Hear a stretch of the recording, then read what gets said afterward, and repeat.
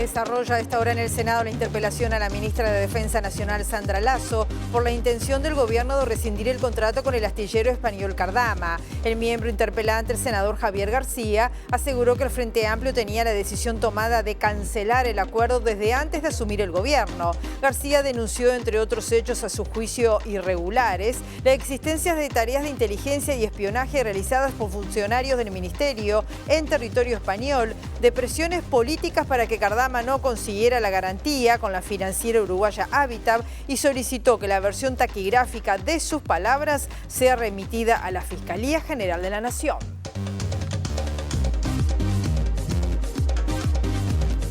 Hola, ¿qué tal? ¿Cómo están? Bienvenidas, bienvenidos a MBD Noticias. Comenzamos con la información con 23 grados a esta hora. Una jornada que va a seguir con el cielo nuboso, cubierto, probables precipitaciones y los vientos soplando del sureste y este entre 10 a 30 kilómetros por hora, pero que van a ser variables, dice Inumet, que ubica a la temperatura máxima en los 24 grados. Estamos viendo las cámaras del Centro de Gestión y Movilidad de la Intendencia de Montevideo. En Luis Lamas, entre Marco Bruto y Luis Alberto de Herrera, estarán trabajando en hormigonado hasta las 16 horas. Juan Ortiz, entre Luis Alberto de Herrera y Matías Abacú, hasta las 19 horas allí están trabajando en hormigonado. Cerro Largo, entre Gaboto y Tristán Narvaja, hasta las 16:30 horas, allí va a estar trabajando UTE. Así que atentos a estos puntos de la capital.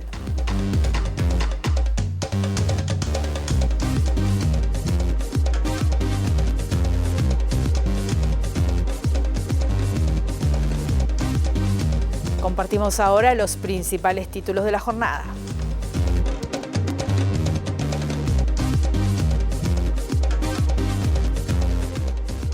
Los trabajadores de la industria láctea, con el apoyo de la Confederación de Sindicatos Industriales, se movilizaron frente a la Torre Ejecutiva y entregaron una carta al presidente Yamandu Orsi en el marco de los despidos de 32 trabajadores de la empresa Claldi. La Administración Nacional de Educación Pública, a través de la Dirección General de Educación Inicial y Primaria, realizó hoy el Día Internacional de los Derechos Humanos, la ceremonia de nominación de la escuela número 330 con el nombre de Héctor Gutiérrez Ruiz. El profesor Gerardo Caetano, politólogo e historiador, analizó los denominados tropiezos discursivos del presidente Yamandu Orsi y destacó que se equivoca al comunicar y que no se puede despegar la gestión de gobierno de la forma de comunicar. Unos 75.000 afiliados activos y pasivos de la Caja de Profesionales Universitarios están convocados a votar hoy la futura integración del directorio de la institución previsional. 9 listas aspiran a 4 puestos para el sector activo y 8 listas buscan el lugar en el órgano de dirección de los pasivos.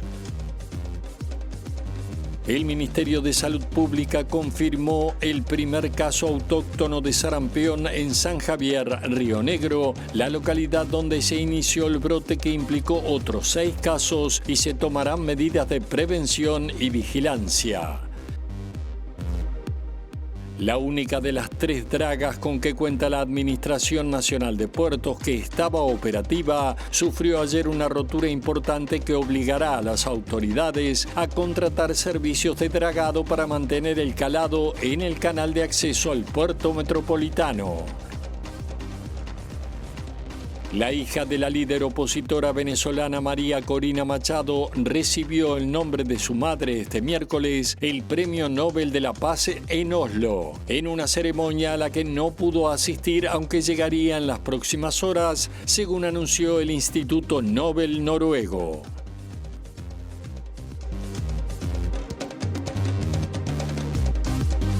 Ya en el inicio conectamos con el Parlamento. Nuestra periodista Abril Mederos está siguiendo de cerca todo lo que sucede allí en el marco de esta interpelación a la ministra de Defensa Nacional, Sandra Lasso, por parte del senador Javier García. Adelante, Abril, ¿cómo estás? Bienvenida, buen mediodía para ti.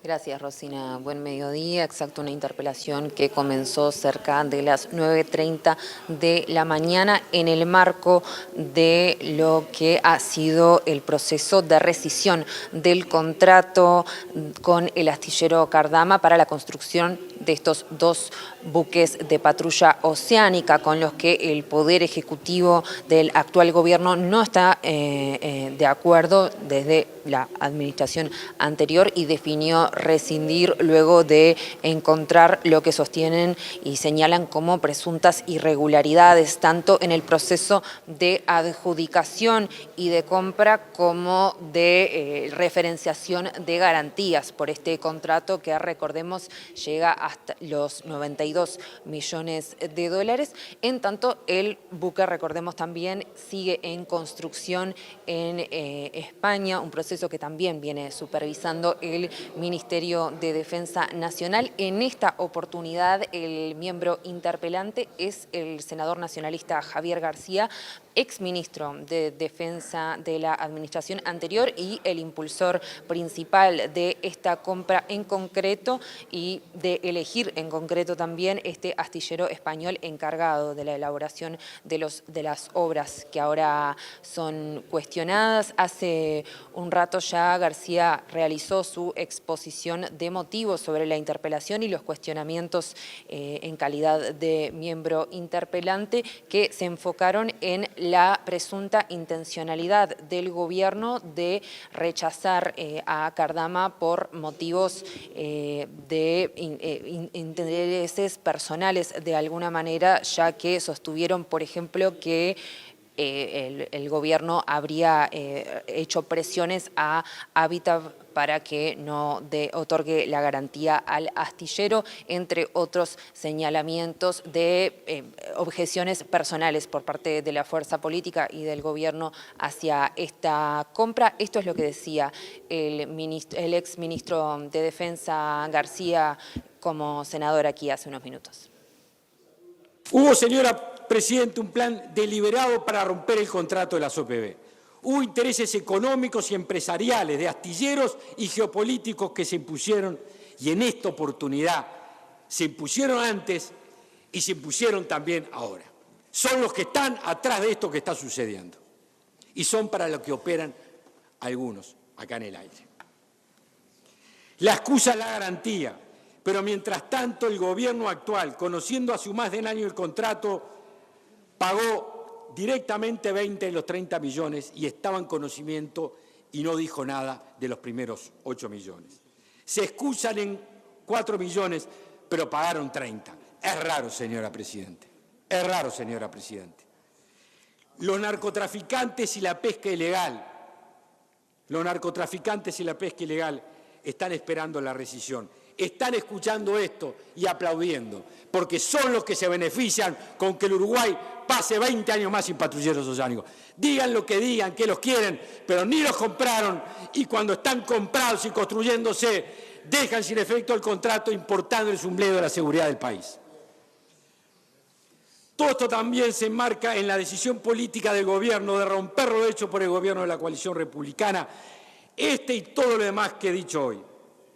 Y para llevar adelante este plan, señora Presidente, se cometieron ilegalidades, pesquisas extrajudiciales y actividades de inteligencia en España con conocimiento del Ministerio de Defensa y con claro desvío del poder.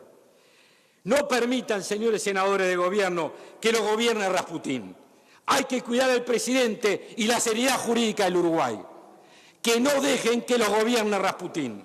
Y voy a pedir, señora Presidente, que toda la versión taquigráfica de la sesión de la fecha hoy vaya a la Fiscalía, porque se conozca todo lo que sucedió, que se conozcan las actividades irregulares que hubo, que se conozcan las investigaciones ilegales que hubo, que se conozcan las pesquisas que hubo, que se conozcan los desvíos al poder que hubo, que se conozca la voluntad política que deja al país sin la seguridad en el mar, que deja al país libre y expedito para que nos roben las riquezas.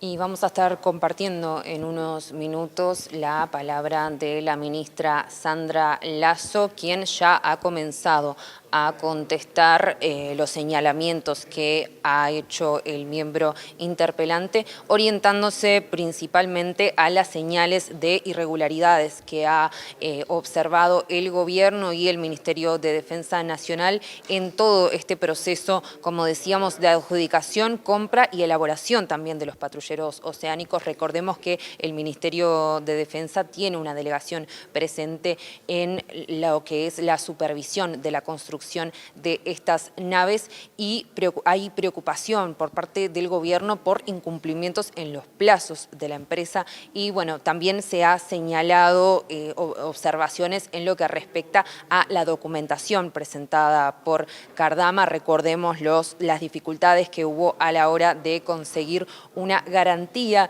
y una novedad que presentó Lasso en la respuesta de esta interpelación tiene que ver con el documento de renovación de garantía que presentó la empresa y que estaba siendo analizado por el Ministerio del Interior. La ministra sostuvo hace un rato, y lo estaremos compartiendo con ustedes, que habría falsedades en ese documento, tiene visos de documentación falsa, eso decía Lasso. Va a ampliar este argumento seguramente en futuras instancias. Vamos a tener la palabra, como decíamos, en unos minutos. Ahora volvemos a ustedes. Adelantamos a decir, para despejar inicialmente cualquier atisbo de duda, que el Poder Ejecutivo, ante el escándalo mayúsculo derivado de los gravísimos indicios de irregularidades vinculadas con la garantía de cumplimiento de un contrato muy importante y oneroso, únicamente dispuso lo que por derecho está obligado a hacer: dar noticia al sistema judicial penal y mandatar para que los organismos del Estado competentes, entre ellos el Ministerio de Defensa Nacional, promueva todas las acciones jurisdiccionales y administrativas, tanto en el fuero interno como en el extranjero, que por derecho correspondan, para la protección, defensa y eventual resarcimiento de la República Oriental del Uruguay, de acuerdo con la resolución D/114 de 22 de octubre de 2025, ni más ni menos. Otra vez nos preguntamos, ¿qué es lo que puede generar semejante repercusión del sistema político y de los partidos de la oposición? En ese sentido, buscando justificar un debate que creemos totalmente infundado y además riesgosamente inoportuno, se ha intentado instalar un cierto relato según el cual cuestionar, más allá de los muy serios motivos para ello, el proceso que culminó con la compra directa de las OPB y toda su posterior etapa de ejecución del contrato, y muy especialmente el afer de la vergonzosa garantía de fiel cumplimiento aceptada por la anterior administración, constituye una suerte de actitud antipatriótica y contraria a la imperiosa necesidad de contar con los medios navales para el ejercicio de nuestra soberanía nacional. O peor aún, que la más que razonable y mesurada acción de gobierno al decidir, en salvaguarda del interés nacional, iniciar todas las acciones que por derecho pudieran corresponder, de alguna manera esté propiciando, ante la actual falta de un control efectivo en aguas de nuestra soberanía, el desarrollo de actividades ilícitas, tales como la pesca ilegal o el narcotráfico. Rechazamos enfáticamente, señora presidenta, esa idea que nos parece busca desviar el foco de atención. Vamos a seguir en el Parlamento, nos vamos a la Cámara de Diputados porque allí está nuestro periodista Eduardo Delgado en el marco de un homenaje que se le está realizando al ex senador y ministro de Economía, Alejandro Echugarri. ¿Cómo estás, Eduardo? Bienvenido, buen mediodía también para ti. Un gusto saludarte, Rosina. Así es, aquí en Cámara de Diputados. En minutos comenzará el plenario de esta Cámara que designará con el nombre de Alejandro Echugarri al viaducto vehicular ubicado en la Rambla Portuaria de Montevideo. Al recordar que Echugarri fue abogado, docente y un importante dirigente del Partido Colorado, cuyo se recuerda especialmente por cuando asumió como ministro de Economía y Finanzas en julio de 2022, ¿no? En medio de la peor crisis económica del país en las últimas décadas, con enorme impacto social en parte de la población uruguaya. Echugarri sustituyó en ese momento a Alejandro Bención, con un amplio respaldo del espectro político nacional, dado sobre todo sus antecedentes como articulador principal del presupuesto del gobierno de Jorge Valle. Hay que recordar que el consideró un conjunto de medidas económicas que resultaron ser, cruciales, ¿no?, para la recuperación y estabilización del país en ese momento tan difícil que atravesó. Personalidades de las más diversas enfoques políticos e ideológicos resaltaron su figura. Muestra de ello es, justamente esta actividad que comenzará en minutos aquí a nivel del Parlamento. Recordar de que, por ejemplo, en la propuesta para el proyecto de ley para designar al viaducto con el nombre de Achugarri no partió de un dirigente colorado, sino de uno del Frente Amplio, del diputado Pablo Itamuzú. Estaba prevista la presencia del presidente Yamandu Orsi, pero finalmente hace minutos se comunicó que no podrá ser posible que venga aquí, pero sí habrá algunos familiares de la familia de Achugarri y también dirigentes de diferentes sectores políticos. Aquí con la cámara de Rodrigo Suárez están viendo la previa al inicio del plenario de diputados que tratará este tema.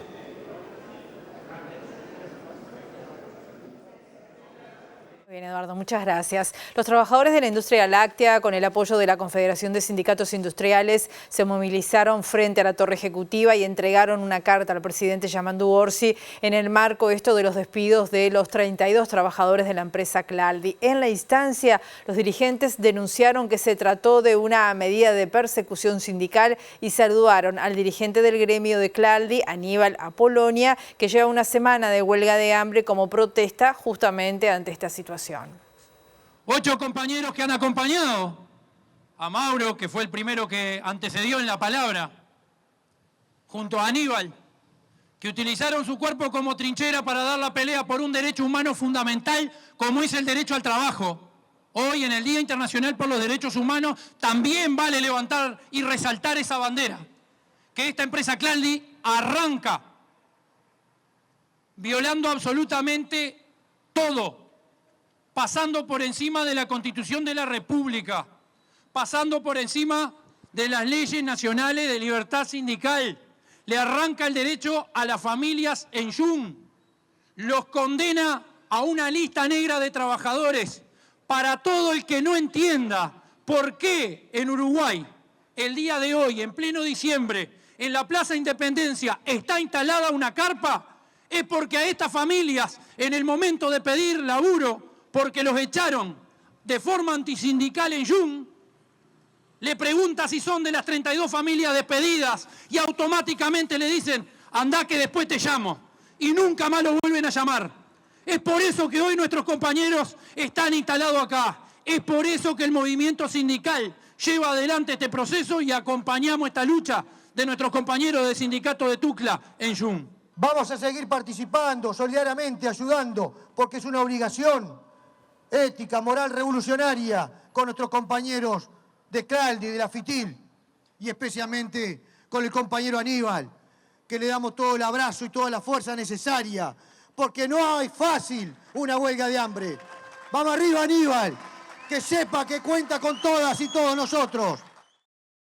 El presidente del PIT-CNT, Marcelo Abdala, que estaba presente allí en la movilización, anunció que el presidente de la República, Yamandu Orsi, le manifestó su voluntad de dialogar para encontrar soluciones a estos conflictos planteados en la industria láctea. Abdala reivindicó la necesidad de establecer una estrategia nacional de desarrollo para sobrellevar las dificultades que está atravesando la industria nacional.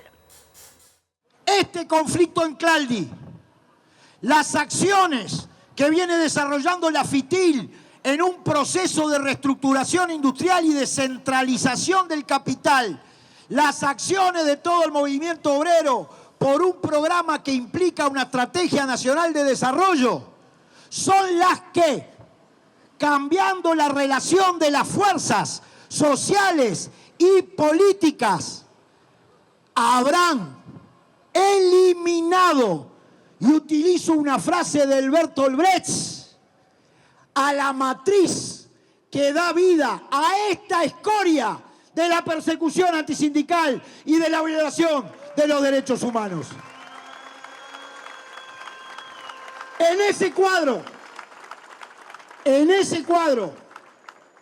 porque es de responsabilidad del movimiento obrero, cuando ya no está en juego solo la huelga y tal o cual acción, sino la vida de nuestros compañeros, se va a solicitar un diálogo con el presidente de la República, que ya me ha comentado su buena disposición de conversar a los efectos de que esto no sea tan siquiera parte de la agenda del Ministerio de Trabajo, que ya lo es, sino que todo el Poder Ejecutivo busque la forma de tirar una mano para encontrar soluciones. La Administración Nacional de Educación Pública, a través de la Dirección General de Educación Inicial y Primaria, realizó hoy, Día Internacional de los Derechos Humanos, la ceremonia de nominación de la Escuela 330 con el nombre de Héctor Gutiérrez Ruiz. Santiago Gutiérrez, nieto del desaparecido legislador nacionalista e integrante además del directorio del Partido Nacional, dijo que es un reconocimiento a la vida de su abuelo y a la lucha por los derechos humanos. La verdad que para nosotros, para mí particularmente, es un reconocimiento obviamente a la vida del TOA, a la lucha del TOA por los derechos humanos y también un poco a la vida y al esfuerzo de Matilde. Un día como hoy, en una escuela tan cerca del hipódromo, que era un lugar tan natural para el TOA, así que es un día de felicidad. Es un día lindo porque voy a buscar a mi abuela, voy a buscar al flaco Volonté, que era un gran amigo de mi abuelo. Venimos todos juntos, están algunos de mis tíos, algunos de mis primos. La verdad que es lindo, la escuela está divina. Es importante que los gurises en los barrios tengan un lugar para venir a estudiar, que esté bueno, que sea lindo, que sea feliz. Acá tienen de todo, se nota que está bárbaro, se nota que la comunidad le pone mucho, así que nada, es un día de felicidad. ¿Qué reflexión se hace de la fecha del Día Internacional de los Derechos Humanos?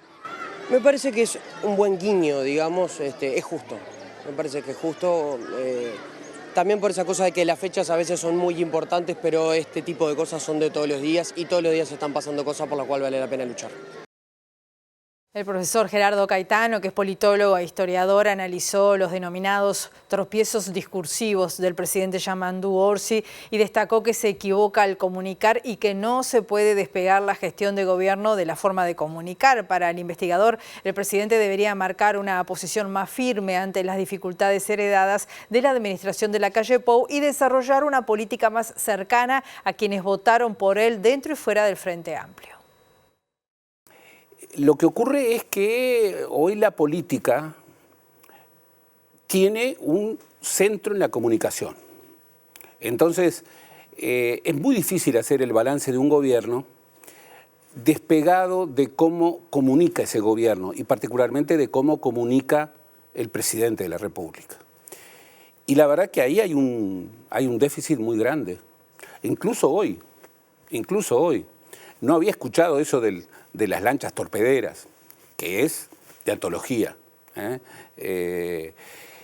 Pero creo que el presidente, a quien estimo, a quien conozco personalmente, se equivoca, porque las encuestas lo están diciendo, el malestar que se ve en muchos militantes lo están diciendo, lo que provocan sus dichos. Hoy la política es, tal vez más que nunca, pero siempre de alguna manera lo ha sido, comunicación. Hoy más que nunca, ¿por qué? Porque tenemos, digamos, sistemas de comunicación realmente impresionantes. Pero un gobernante cuando habla, gobierna, está gobernando. Entonces, un desvío comunicacional o un furcio o una dificultad que además lo obliga a retractarse, es mala cosa, pero además, en muchos casos, maximaliza un error.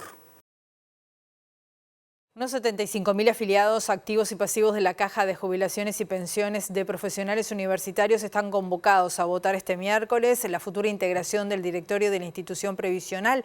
9 listas aspiran a 4 puestos para el sector activo y 8 listas buscan el lugar en el órgano de dirección de los pasivos.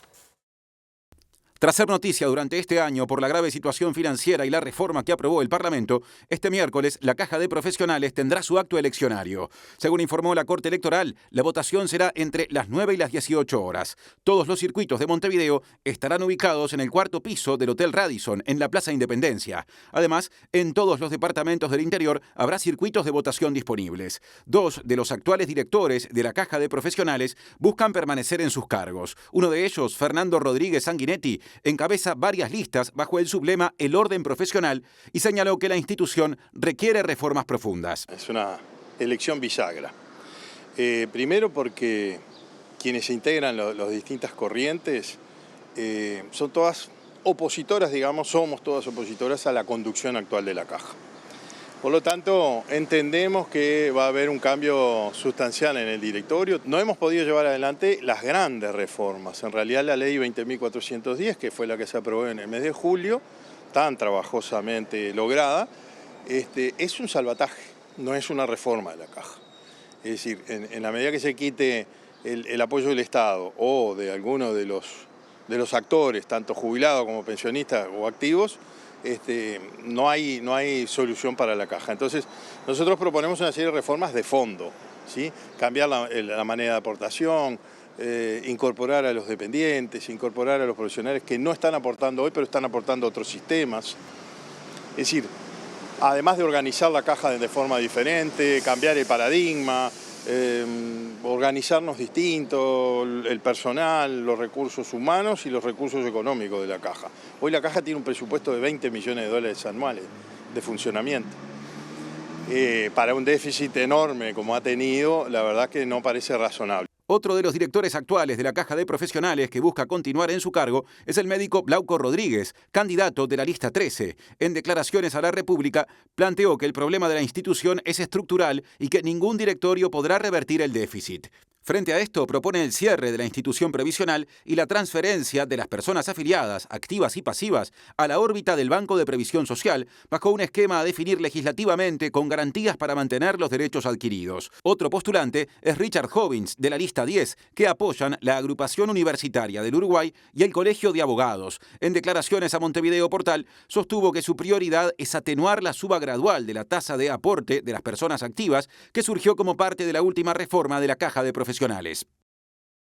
Y el presidente de la Caja de Jubilaciones y Pensiones de Profesionales Universitarios, Daniel Alza, dijo a MBD Noticias a título personal que no comparte la propuesta de suprimir la Caja por su inviabilidad financiera que está planteada por una de las listas que participa de la elección de esta jornada. Alza subrayó que todavía es demasiado pronto para evaluar los cambios que se han generado por la aplicación de la ley de salvataje votada en julio. Estas son unas elecciones muy particulares, son elecciones que son voluntarias, por lo tanto la cantidad de gente que generalmente vota no es toda la cantidad de gente que tenemos en el padrón. Votamos en todo el país en forma simultánea. También hay un grupo de profesionales que por no estar viviendo en lugares donde están los circuitos puede votar por correo, ya está dispuesto quiénes son y dónde es que votan, y también se puede votar observado las personas que no están en su departamento o no están en su lugar, se pueden presentar en algún lugar donde haya circuito y tienen para votar. Hay una particularidad y es que este próximo directorio va a funcionar de manera honoraria. ¿Qué importancia tiene esto? ¿Qué reflexión se hace en el marco de esta fecha? Sí, es importante. Esto fue determinado por la Ley 20.130 del Sistema Previsional Común en el año 2023. Uno de los artículos disponía que este nuevo directorio que se eligiera a partir de hoy va a ser honorario. Realmente va a ser un gran esfuerzo para las personas que les toque estar en primera línea, digamos, en el directorio, porque si se le dedica tiempo, realmente uno saca ese tiempo y no tiene otros ingresos para poder mantenerse. Alza se refirió también a la aplicación de la ley de reforma de la Caja de Jubilaciones y Pensiones de Profesionales Universitarios aprobada en julio de este año. Los cambios han sido poco, estamos en la parte de implementación de la ley. Los cambios más importantes para los pasivos ya se realizaron, los pasivos están pagando y contribuyendo con su parte de su jubilación para la sostenibilidad del instituto. Los activos se producen los primeros grandes cambios a partir del 1 de enero, es decir que todavía van a ocurrir una serie de toma de decisiones en los activos en la manera que los caminos que van a seguir, por lo tanto no tenemos una tendencia marcada en cuanto a qué es lo que está sucediendo y qué es lo que puede llegar a suceder en el futuro de los primeros 6 meses del instituto. La Cámara de Diputados realizó ayer la aprobación definitiva del presupuesto quinquenal con 82 votos a favor y 17 en contra. El diputado Mariano Tucci, del Frente Amplio, presidente de la Comisión de Presupuestos integrada con Hacienda, destacó los énfasis de las reasignaciones realizadas por ambas cámaras, que tuvieron como cometido central atender situaciones impostergables en materia de pobreza infantil, educación y seguridad. Este proyecto se vota con una gran mayoría de legisladores, 82 en 99, donde las expresiones que escuchamos el fin de semana de su negativa y de compromisos incumplidos fueron una minoría muy chiquita, y por lo tanto tenemos la satisfacción del deber cumplido y el compromiso absoluto de que a partir del 1 de enero comienza de alguna forma el financiamiento y la puesta en marcha de las políticas que nos comprometimos con la gente en campaña electoral. El Frente Amplio sigue teniendo minoría, tiene 48 votos en Cámara, o sea que precisa siempre de 2 votos más para que sus proyectos prosperen, y nuestra actitud nunca va a ser la de la destrucción discursiva de los posicionamientos políticos, sí la firmeza de nuestras convicciones. Nadie objetó, digamos, el direccionamiento de los recursos ni los énfasis que el Frente Amplio puso en este presupuesto quinquenal. La discusión pública estuvo por otro lado, que tuvo que ver con los ingresos, con las adecuaciones tributarias, pero no en los énfasis en pobreza infantil, en vulnerabilidad, en salud, en vivienda, y eso nos satisface porque habla de alguna manera de un sistema político maduro que naturalmente manifiesta sus diferencias, pero que cuando llega la hora de concretar y de empujar un proyecto de carácter nacional, más allá de la discordia, de la diferencia y del debate áspero, están las manos levantadas para que prospere. De los 29 diputados del Partido Nacional, solo 7 votaron negativamente el presupuesto nacional. El diputado Pedro Gidonian dijo que si bien el presupuesto es insuficiente y rompe con la promesa de no poner nuevos impuestos, algunos legisladores optaron por dar una señal que fue no bloquear esta votación. Todo lo que sea nuevos inyecciones económicas para la educación, lo que significó de alguna manera rever el tema de los pedidos de informes a presidencia. Creemos que hay algún cambio que fue importante, que en diputados no se pudo alcanzar. Teníamos la expectativa de que temas como, por ejemplo, el de salud mental tuviera otro abordaje, que vemos que fue en campaña uno de los temas y lamentablemente no vemos una reasignación. El tema de la seguridad pública es otro. Creemos que esa sensación de miedo que hay en distintos barrios, nosotros nos gusta caminar mucho en los barrios y ese temor de ir a tomar el ómnibus temprano, la oscuridad, las paradas, la policía que no está como estaba antes, la republicana, los PADO. Creo que podría haber habido otro tipo de abordaje dentro de las posibilidades, por lo cual nosotros creemos que este es un presupuesto que en muchos aspectos es insuficiente y que en otros de alguna manera responde a las demandas. Lo que sí estamos todos convencidos y seguros es que es muy contrario a lo que se había hablado en la campaña electoral, donde se había manejado la posibilidad de no incluir nuevos impuestos y trae nuevos impuestos.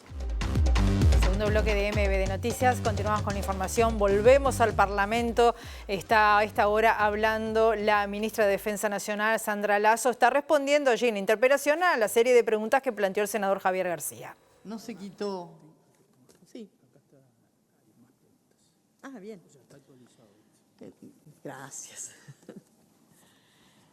Para los que dicen que estamos peleados.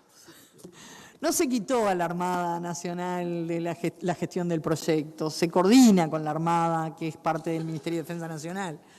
En el Ministerio se conformó un equipo liderado por esta ministra que integra el subsecretario, el director general de Secretaría, el director general de Recursos Financieros, el asesor jurídico, otros asesores y que integran también los asesores técnicos de la Armada, incluido su comandante, que está convaleciente de una cirugía. Pregunta 13. La pregunta 13, ¿cuáles fueron las razones que llevaron a cambiar los oficiales de la Armada que estaban designados inicialmente para concurrir a Vigo? No había una resolución de designación de oficiales como representantes del comprador. Los representantes designados cumplen con los requisitos de formación para desempeñar las tareas encomendadas y que están especificadas en el contrato. La pregunta, ¿cuáles son las conclusiones de las consultas a la Facultad de Ingeniería que en reiteradas oportunidades hizo usted referencia a quién entregó, a quién y bajo qué medio la información de los planos? El informe de la Facultad de Ingeniería es confidencial y fue desarrollado en el marco del contrato. Sobre la pregunta número 15, ¿se solicitó la concurrencia al astillero de algún ingeniero naval que pudiera acompañar técnicamente los aspectos constructivos y de diseño? La Armada lo solicitó en febrero de 2024. La Dirección de Recursos Financieros lo negó. Febrero 2024. La Dirección de Recursos Financieros lo negó, afirmando que no hacía falta. Bien, vamos a convocar a Abril Mederos, nuestra periodista que está allí cubriendo la interpelación, para seguir aportando otras voces. Abril, te estamos viendo ya. Gracias, Rosina. Sí, porque estamos con la senadora del Frente Amplio, Betiana Díaz, en el marco de esta interpelación, ya con la ministra Sandra Lasso en sala, contestando algunas de las preguntas del miembro interpelante. ¿Cuáles son las primeras impresiones que surgen de la exposición de García, para comenzar? Bueno, en primer lugar llamó la atención que no estuvo muy centrado en el motivo que él mismo dio para convocar esta interpelación, ¿no? Que en realidad era qué había motivado al Estado uruguayo a iniciar pasos para la rescisión del contrato. Ahí se habló de cuestionamientos que están despejados en términos de discusión política, por ejemplo, la necesidad o no de tener patrulleras oceánicas. En el día de ayer el presidente Yamandu Orsi lo dijo, va a haber patrullas oceánicas. Lo que no podemos tener son barcazas que se hunden, ¿no? También entiendo que todo lo que refiere a la garantía, fue muy poco abordado. Entonces, evidentemente, ahí está el gran nudo que echa por tierra la credibilidad de este proceso y que demuestra justamente lo opaco que viene siendo al no poder justificar una serie de acciones que tomó el mando civil del Ministerio de Defensa, que es en definitiva quien toma la decisión de avanzar en liberar los primeros pagos y disparar lo que son los cumplimientos de hitos. Y bueno, creo que la ministra ha sido categórica con algunas afirmaciones, está respondiendo pregunta a pregunta. Hay algunas que están incluso fuera de la consideración y que creo que no hacen al asunto, que tiene que ver con el rol de las Fuerzas Armadas, por ejemplo, en este sentido, porque creo que también es muy grave enfrentar al mando civil de las Fuerzas Armadas con las fuerzas. Me parece que eso raya nuestra cultura democrática. Senadora, hay varias puntualizaciones del exministro García con respecto a distintos puntos. Por ejemplo, la acusación de espionaje ilegal por parte del Ministerio de Defensa al proceso de construcción de las obras. ¿Cómo observa eso? ¿Es un punto nuevo? ¿Qué análisis se hace? Me parece gravísimo, y esto tiene que encender todas las alarmas porque acá tenemos que tener responsabilidad republicana. Nosotros tenemos una relación con el país y acá se está haciendo una acusación que configura ante la justicia militar un delito grave. Porque acá se dijo que hay 2 capitanes de navío que fueron a hacer inteligencia a un país extranjero y a hacer espionaje. Entonces, realmente yo quiero saber cómo se sostiene una acusación tan grave a la Armada, pero sobre todo al mando militar de las fuerzas, que es quien da la confianza para enviar a estos capitanes de navío a hacer las inspecciones correspondientes. ¿Esto ya se había trasladado como preocupación al Ministerio de Defensa o a otra autoridad por parte de la oposición o de García? No, de hecho, en realidad hay un proceso, incluso hay una pregunta que refiere justamente a si se envió un ingeniero y fue decisión del gobierno anterior no enviar un ingeniero dentro de la delegación y optar por la certificadora Lloyds.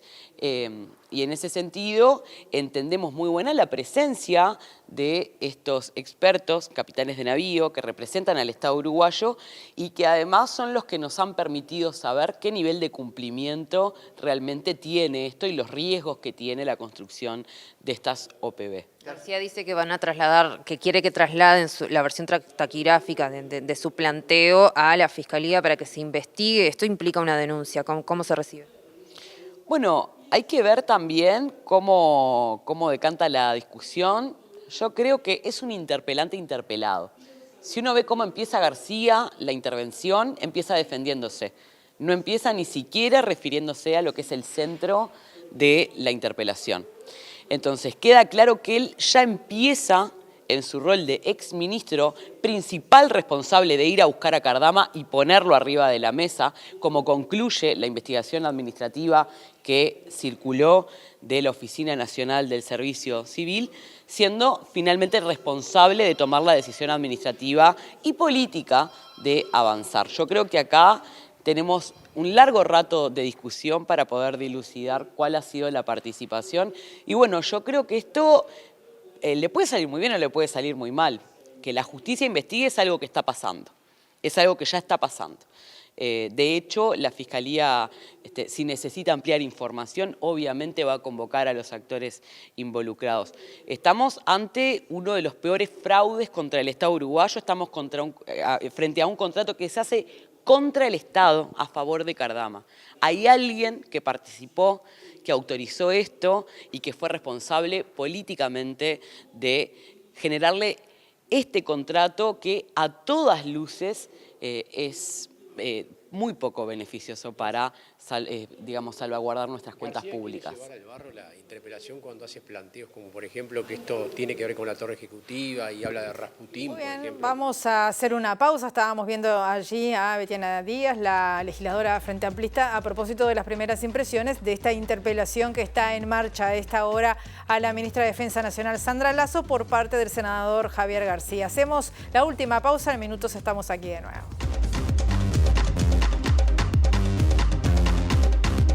Último bloque, continuamos con la información. Les contamos que la única de las 3 dragas con que cuenta la Administración Nacional de Puertos que estaba operativa sufrió ayer una rotura importante que va a obligar a las autoridades a contratar servicios de dragado para poder mantener el calado en el canal de acceso al puerto metropolitano. El director de la ANP por la oposición, Jorge Gandini, dijo a MBD Noticias que una de las dragas está en el dique de reparación, la otra no tiene certificado de navegación y la rotura de ayer de la tercera afectará la tarea de dragado durante varios meses. Lo que hay en el puerto es una enorme dificultad con el tema dragado. El puerto lo que tiene que hacer es mantener las vías navegables a la profundidad adecuada para que los buques que ingresan puedan operar. El canal de acceso, un canal que tiene más de 50 kilómetros, tiene 13 metros. El antepuerto tiene 14, 13, pero en muchos lugares tiene menos. Y hay que luchar contra la naturaleza. Mientras las dragas sacan lodo de abajo para mantener la profundidad, la naturaleza la devuelve. Y eso exige permanentemente estar dragando con barcos que tienen 150 metros, que tienen grandes espacios para que sus aspiradoras de succión vuelquen el lodo adentro y luego los barcos, esas dragas, los llevan a lugares donde depositan. Pero están todas rotas. Teníamos 2 de 3.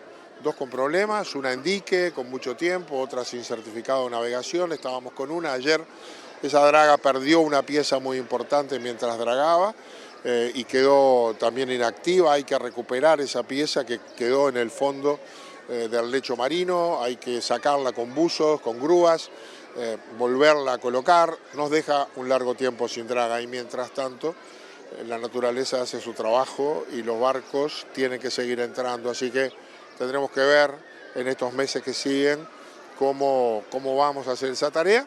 Habrá que contratar o habrá que buscar otro mecanismo.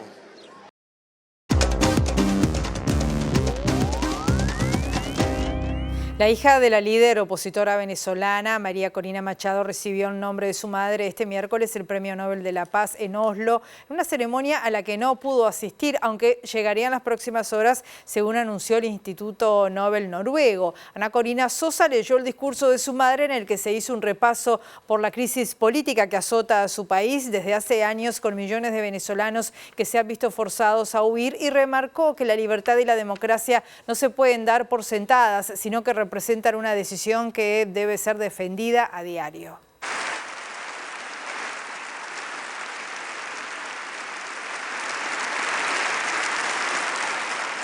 En medio de un extenso aplauso, Ana Corina Sosa, hija de la líder venezolana, recibió el galardón y leyó en su nombre un discurso en el que recordó el tenso proceso para las elecciones de 2024 que, remarcó, fueron ganadas por su candidato Edmundo González Urrutia, luego de que el gobierno de Maduro le prohibiera postularse a la presidencia. Para tener democracia tenemos que estar dispuestos a luchar por la libertad y la libertad es una decisión que debe ser renovada cada día para defenderla, afirma en la carta que hace un recorrido por parte de la historia del país y la crisis política, económica y social que Venezuela ha vivido desde que Hugo Chávez asumió el poder, aunque sin decir explícitamente su nombre. En la declaración, Machado también recordó la emigración de su pueblo, que calificó de forzada, y recordó las palabras de las madres que desean un cambio con la esperanza de que, aseguró, se produzca un cambio de régimen. Machado, de 58 años, tenía previsto recibir el premio en una ceremonia en el Ayuntamiento de Oslo, en presencia de los reyes noruegos y varios presidentes latinoamericanos, entre ellos Javier Milei de Argentina, Daniel Noboa de Ecuador, Raúl Mulino de Panamá y Santiago Peña de Paraguay. El Instituto Nobel noruego informó que la líder venezolana, que se encuentra en la clandestinidad en su país, está a salvo y que llegará a la brevedad a Oslo, aunque obviamente no pudo asistir a tiempo para la ceremonia de recepción del galardón. Nos vamos, volvemos a las 18:30 horas en la edición central o mañana a las 8. La primera edición de MBD Noticias. Que pasen bien, hasta luego.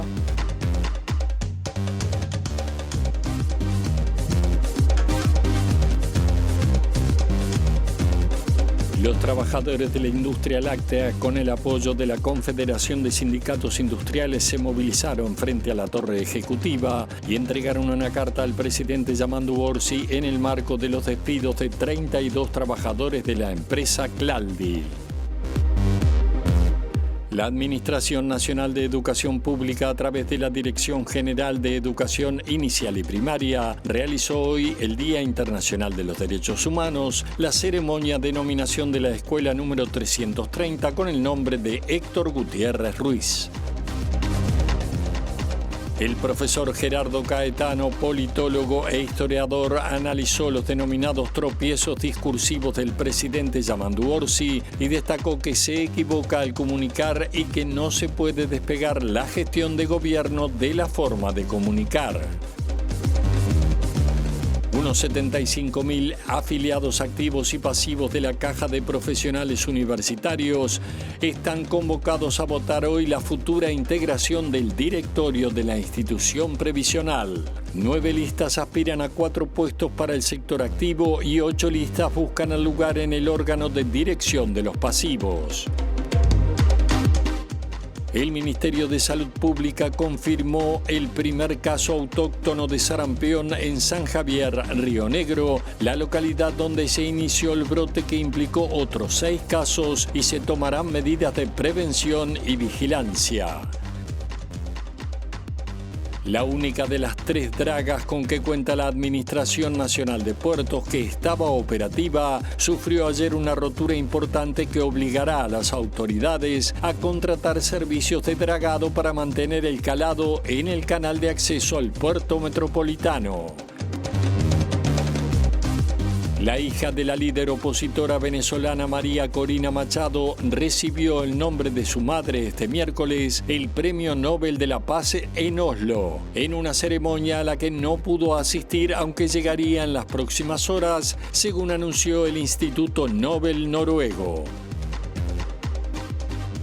Se desarrolla en el Senado la interpelación a la ministra de Defensa Nacional, Sandra Lasso, por la intención del gobierno de rescindir el contrato con el astillero español Cardama. El miembro interpelante, senador Javier García, aseguró que el Frente Amplio tenía la decisión tomada de cancelar el acuerdo desde antes de asumir el gobierno. García denunció, entre otros hechos a su juicio irregulares, la existencia de tareas de inteligencia y espionaje realizadas por funcionarios del Ministerio en territorio español, de presiones políticas para que Cardama no consiguiera la garantía con la financiera uruguaya Habitat y solicitó que la versión taquigráfica de sus palabras sea remitida a la Fiscalía General de la Nación.